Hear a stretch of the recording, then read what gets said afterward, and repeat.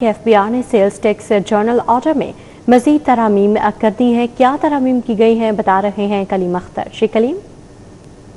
जी बिल्कुल, federal board of revenue की जानिब से ऐसे तमाम मैन्युफैक्चरर्स जो बच्चों के लिए चॉकलेट्स, कैंडीज़ और इसके अलावा इससे मिलती जुलती जो मसनूआत हैं वो तैयार करते हैं, उनको नया रिलीफ फ्राहम कर दिया गया है। और इस हवाले से जो जनरल ऑर्डर जारी किया गया था उसमें मजीद तरमीम की गई हैं और तरमीम करते हुए जो नए SOPs हैं वो जारी कर दिए गए हैं।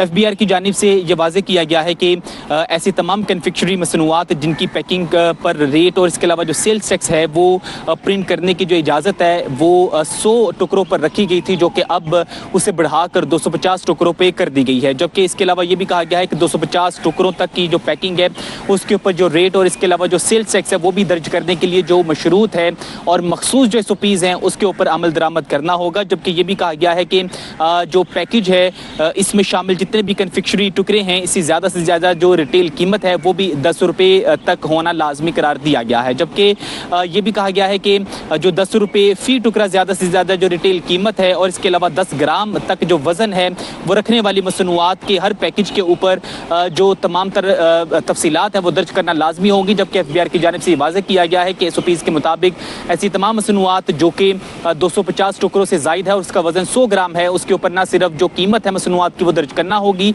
बल्कि इसके अलावा जो सेल्स टैक्स है उसकी कीमत भी दर्ज करना लाजमी होगी। जबकि इसके अलावा FBI की जानिब से ये भी वाज़ेह किया गया है कि कन्फेक्शनरी मसनूआत की पैकिंग पर जो प्रिंटिंग और इसके अलावा जो सेल्स टैक्स दर्ज करने की शर्त है ये सेल्स टैक्स एक्ट 1990 की पाबंदी से मशरूत है। जबकि इसके अलावा FBI की जानिब से महदूद जो प्रिंटेबल जो सतह है उसकी छोटी कन्फेक्शनरी मसनूआत के लिए इकलात हैं।